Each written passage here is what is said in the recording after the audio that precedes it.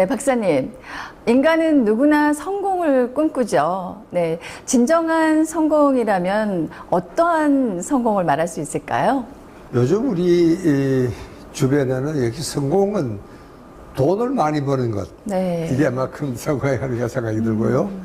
그 다음에 이제 사회적인 지위 같습니다. 네. 고위 관료가 된다거나 요즘 같으면 이제 큰 정말 인류 기업의 간부로 되는 이런 정도면 대체로 성공이라 그렇게 이야기를 합니다.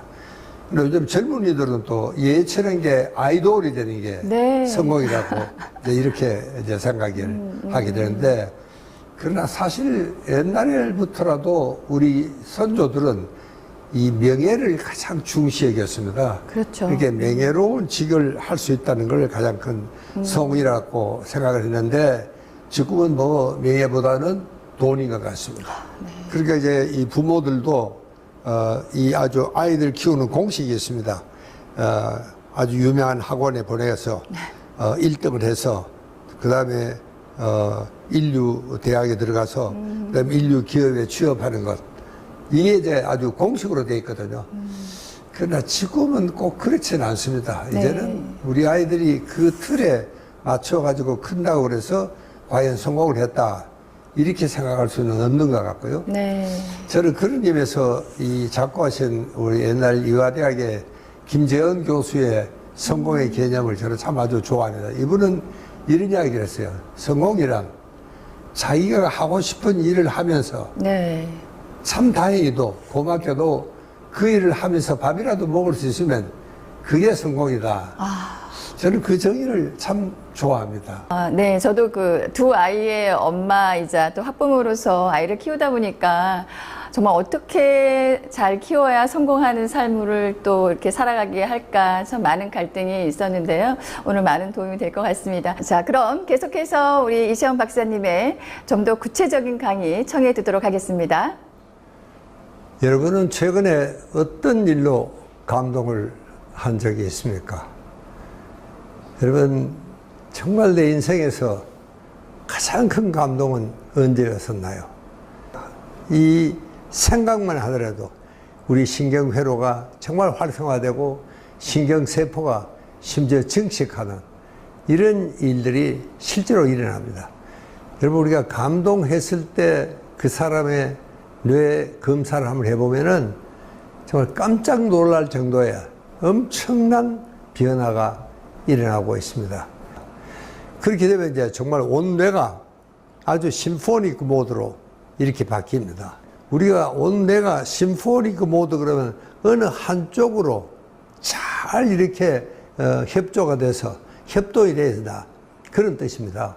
그러니까 이 뇌 다른 기관끼리 서로가 반목을 일으키거나 갈등이 없이 한쪽으로 아주 밝은 긍정적인 모드로 바뀐다. 이게 이제 뇌 심포닉 모드입니다. 여러분, 그럴 때 뇌가 가장 효율적인 일을 할 수가 있습니다. 여러분, 그럴 때는요, 가령 이제 감동으로 그런 일이 일어났을 때는 여러 가지 감동 물질이 증가합니다. 여러분 잘 아시는 세로토닌은 가령 마음이 편안하고 쾌적하고 평화롭고 행복할 때, 이럴 때 분비가 되는 게 세로토닌입니다. 첫째, 세로토닌이 분비가 돼야지 내가 극단적인 행위를 하지 않습니다. 너무 흥분해도 안 됩니다. 내가 감동을 했다고 너무 흥분해도 여러분 이것도 문제가 생기죠.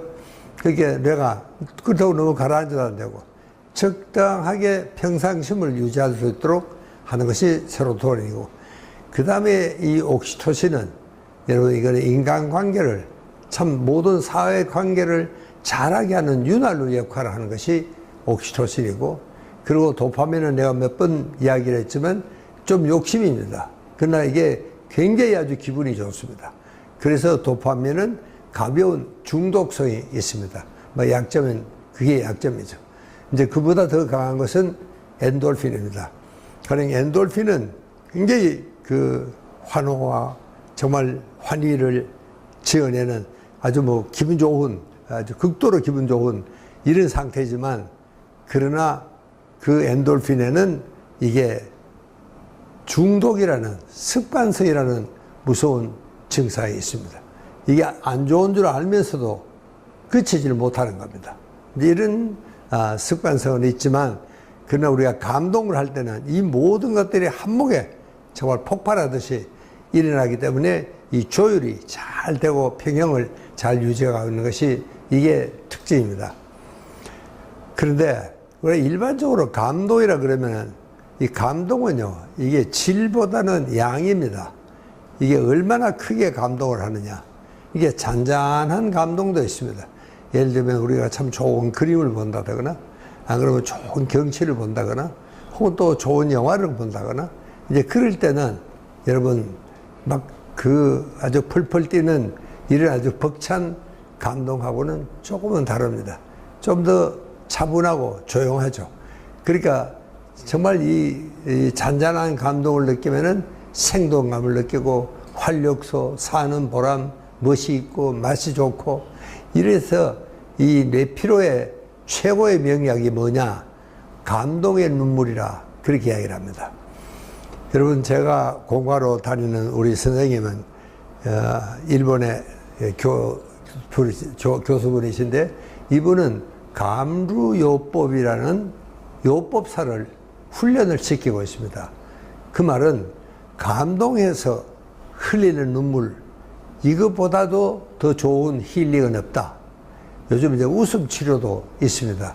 근데 웃음 치료보다도 6배 효과가 있다. 그것이 곧 감동을 해서 흘리는 눈물입니다. 실제로 여러분들도 아마 요즘 아주 참 감동적인 영화를 보고 나면은 정말 그 흘리는 눈물이 얼마나 값지고 후련하고, 정말 참 우리 이 마음이 그렇게 정말 들뜰 수가 없습니다. 이것이 이제 감동의 눈물입니다.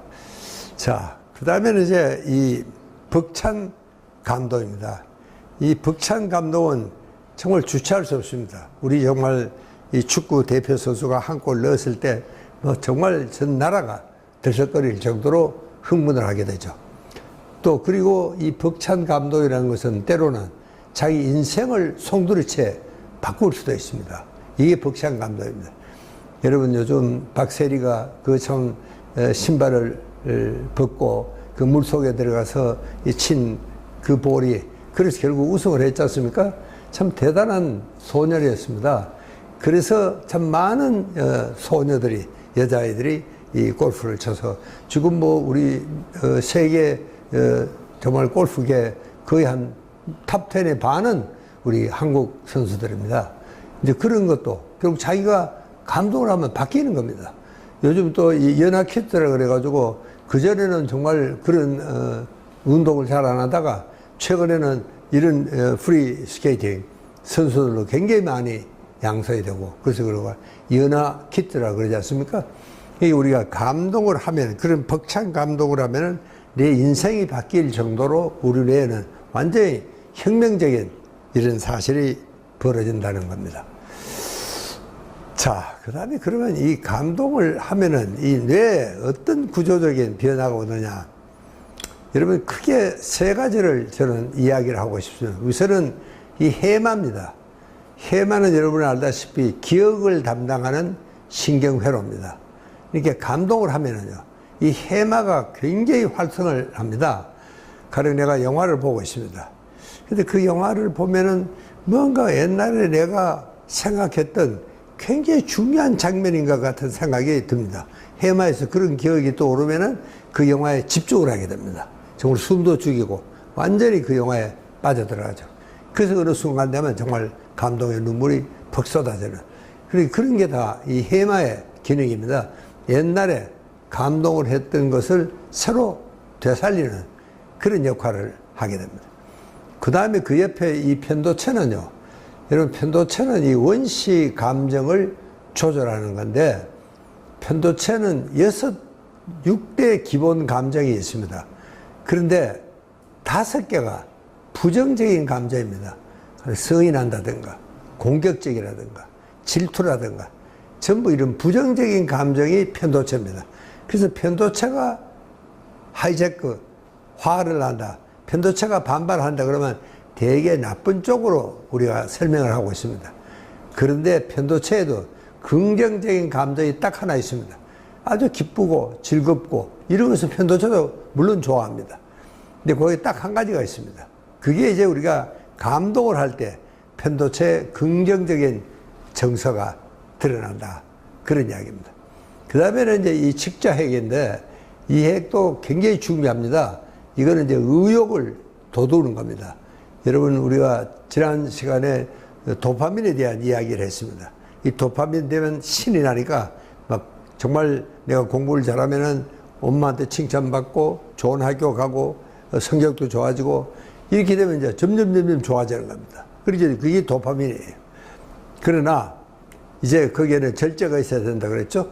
그래서 이 측자핵은요, 도파민이 분비가 되면은 굉장한 의욕이 생깁니다. 왜? 칭찬을 더 받기 위해서. 그러니까 어떤 의미에서 욕심을 더 채우기 위해서 생기는 겁니다.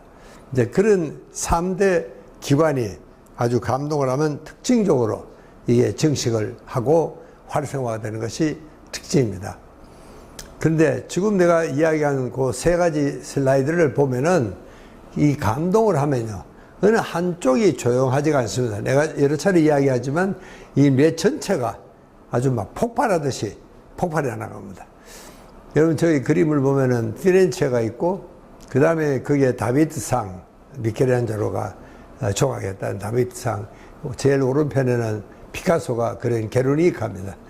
이제 그런 것들이 정말 한목에, 여러분, 저는 저 피렌체라는 도시를 한 3일을 아무것도 안 하고 그냥 입에 돌아다녔습니다.